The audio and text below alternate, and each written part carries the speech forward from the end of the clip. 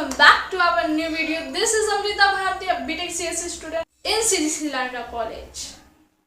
And अगर तुम लोग मुझे नहीं जानते हो तो प्लीज जान लो, क्योंकि बहुत ज़्यादा हेल्पफुल होने वाला है तुम लोग के लिए।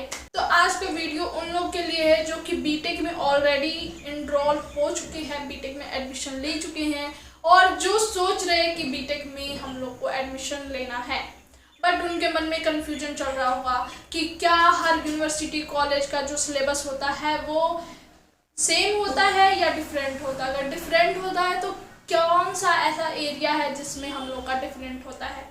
सेकेंड चीज़ कि हम लोग को कौन सा बुक फॉलो करना चाहिए फर्स्ट ईयर में, ताकि हम लोग अच्छा CGPA मेंटेन कर सके फर्स्ट ईयर में। थर्ड चीज़ कि हम लोग का इंटरनल और एक्सटर्नल जो मार्क्स होता है हर सब्जेक्ट वाइज कैसे डिवाइडेड होता है। फोर्थ चीज़ है हम लोग का कि हम लोग को कोडिंग क्या फर्स्ट ईयर से ही स्टार्ट कर देना चाहिए आते के साथ, या थोड़े समय के लिए रुकना चाहिए और फिर स्टार्ट करना चाहिए। फिर पांचवा चीज़ हम लोग का कि हम लोग अपने स्टडी और अपने कॉलेज लाइफ को कैसे बैलेंस करें, क्योंकि मेरा ऑलरेडी फर्स्ट ईयर डन हो चुका है तो मैं ज़्यादा अच्छा से तुम लोग को गाइड कर सकती हूँ। ऐसा ना हो कि हम लोग बहुत ज़्यादा स्टडी को अपलिफ्ट कर दे और हम लोग का जो कॉलेज का फन है फर्स्ट ईयर का वो एकदम डाउन चला जाए, फिर हम लोग माथा पकड़ के रोते रहे हमारा तो फर्स्ट ईयर गया, हम तो कुछ कर भी नहीं किए, सिर्फ पढ़े में रह गए और हमारा फर्स्ट ईयर गया भाड़ में। तो ऐसा ना हो, इसलिए मेरा जो वीडियो है वो अच्छे से देख लेना कि तुम लोग का फर्स्ट ईयर बच जाए, ठीक है। तो आज की वीडियो में हम ये सारे सवालों को शुम करने वाले हैं। तो शुरू करते हैं। तो सबसे पहला क्वेश्चन है कि क्या हम लोग का सिलेबस हर यूनिवर्सिटी और कॉलेज के लिए सेम होता है। तो ऑलमोस्ट हर कॉलेज और यूनिवर्सिटी जो होता है उसका सिलेबस सेम होता है, सिर्फ हमारा जो डिफरेंस होता है वो हमारा प्रोग्रामिंग लैंग्वेज में होता है, क्योंकि कुछ जो कॉलेज या यूनिवर्सिटी जो होते हैं वो C लैंग्वेज पहले या C+ लैंग्वेज पहले सिखाते हैं और कुछ जो यूनिवर्सिटी कॉलेज होते हैं वो पहले पाइथन या जावा से शुरू करते हैं। जैसे हमारा जो CGC लांडा कॉलेज है वो C लैंग्वेज फर्स्ट ईयर में हम लोग को पहले सिखाया। फिर हम लोग का जो जितना भी कोर सब्जेक्ट होता है, मैथ, फिजिक्स, केमिस्ट्री, बहुत सारे यूनिवर्सिटी में बायो भी आता है और हम लोग में भी आएगा, बट कोई यूनिवर्सिटी बायो जो होता है, फिर DPP जो होता है, फिर बहुत सारे ऐसे सब्जेक्ट होते हैं जो कि पहले फर्स्ट ईयर में कितने यूनिवर्सिटी डाल देते हैं, कितने यूनिवर्सिटी जो होते हैं उसको बाद में सेकेंड ईयर में डालते हैं। सेकेंड चीज़ कि हम लोग को कौन सा बेस्ट बुक को फॉलो करना चाहिए। अगर फॉलो करना है कोई बुक को तो कौन सा बेस्ट बुक हो सकता है। अगर मुझसे पूछो तो मैंने कोई भी ऐसा बुक बाहर से खरीदा नहीं है, तो तुम लोग ऐसा गलती मत करना कि बाहर से बुक खरीद के ले आना और उसको पढ़ने लगना, नहीं।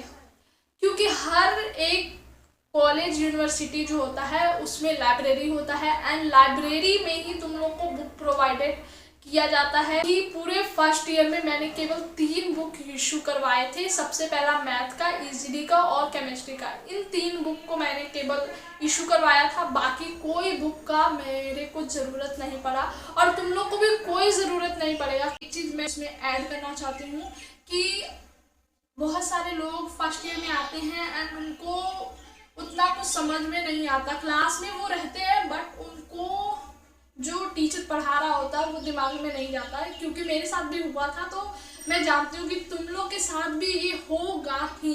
मैथ एक ऐसा सब्जेक्ट है कि तुम 3 दिन पहले पढ़ के उसमें पास या तुम उसमें एकदम अच्छा नहीं स्कोर कर सकते हो, तो स्टार्टिंग से उसको फोकस करते चलना है। क्योंकि मेरे साथ हुआ था जब मैं न्यू आई थी, तो मेरा मतलब ऐसा था कि हम लोग का फर्स्ट MST था, ठीक है। मुझे मैथ समझ में नहीं आ रहा था उतना अच्छे से। फिर मैंने 1 हफ्ते पहले एग्ज़ाम से पहले मैंने पढ़ा था और ज़्यादा प्रैक्टिस भी नहीं किया था, तो फर्स्ट MSD में मेरा बहुत ज़्यादा कम आया था, फिर भी मैं पास हो गई थी। बट तुम लोग ऐसा गलती मत करना, तुम लोग मैथ में ज़्यादा करके फोकस करना स्टार्टिंग से ही, क्योंकि उसमें कोई भी अल्टरनेटिव नहीं होता है कि तुम एक दिन में पढ़ के एकदम पास हो जाओ।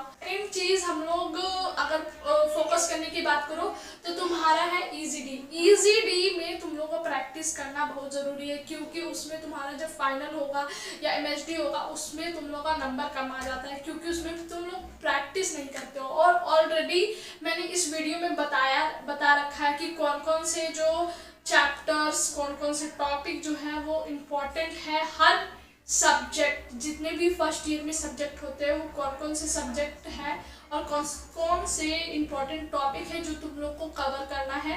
तो ये वीडियो जरूर देखना।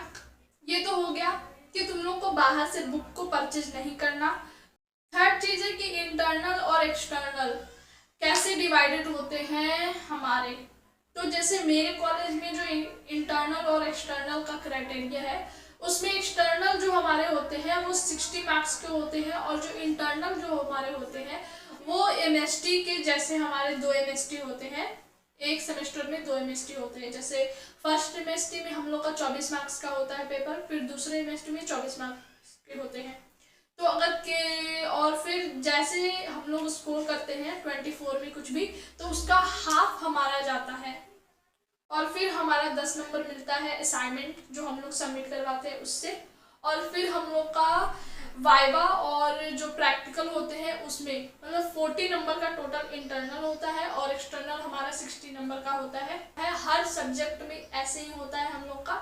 और अगर देखेंगे तो जो हमारे जिनमें प्रैक्टिकल्स नहीं होते हैं, जैसे मैथ में असाइनमेंट, और जो हमारा केमिस्ट्री में जो हम लोगों ने स्कोर किया होता है उसके बेसिस पे हम लोग का इंटरनल बनता है। बहुत सारे तुम लोगों में से जो है वो फर्स्ट ईयर में आते के साथ ही कोडिंग स्टार्ट कर देते हैं, और ये सोचते हैं हम तो आज से कोई लैंग्वेज उठाएंगे और शुरू कर देते हैं और एकदम हम लोग कर देंगे पूरा और सीख जाएंगे। और धीरे धीरे धीरे, ज़्यादा नहीं, 1 हफ्ता के अंदर ही उसका मोरल डाउन हो जाता है, क्योंकि जो कॉलेज में हम लोग को पढ़ाया जा रहा है और जो हम लोग पढ़ रहे हैं दोनों एकदम डिफरेंट हो जाता है। क्योंकि हम लोग का फर्स्ट ईयर में जो है वो कॉलेज पढ़ाता है कोर, बेसिक जो हमारा सब्जेक्ट होता है फिजिक्स, केमिस्ट्री, मैथ, और हम लोग पढ़ रहे होते हैं कोडिंग का लैंग्वेज। और ना हम लोग का कॉलेज वाला सिखा रहा होता है फिजिक्स, केमिस्ट्री, मैथ, उस पर ध्यान दे पाते हैं, और जो हम लोग इधर कर रहे होते हैं कोडिंग, ना उस पर ध्यान हम लोग दे पाते।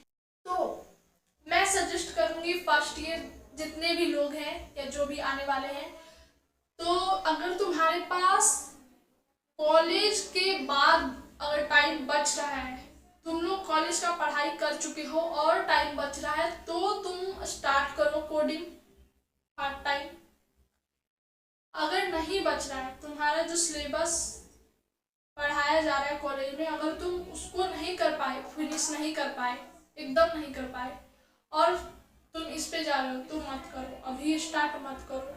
क्योंकि फर्स्ट ईयर ही एक ऐसा होता है जिसमें तुम अपना सीजीपीए मेंटेन कर सकते हो। अगर फर्स्ट ईयर से ही सीजीपीए तुम लोग मेंटेन करते चलोगे तो तुम लोग को आगे जाकर ज़्यादा टाइम मिलेगा और तुम लोग को कम मेहनत करना पड़ेगा। फिर फिफ्थ चीज़ है कि हम लोग स्टडी और अपने कॉलेज लाइफ दोनों को एंजॉय कैसे करें और दोनों को बैलेंस इक्वली कैसे करें।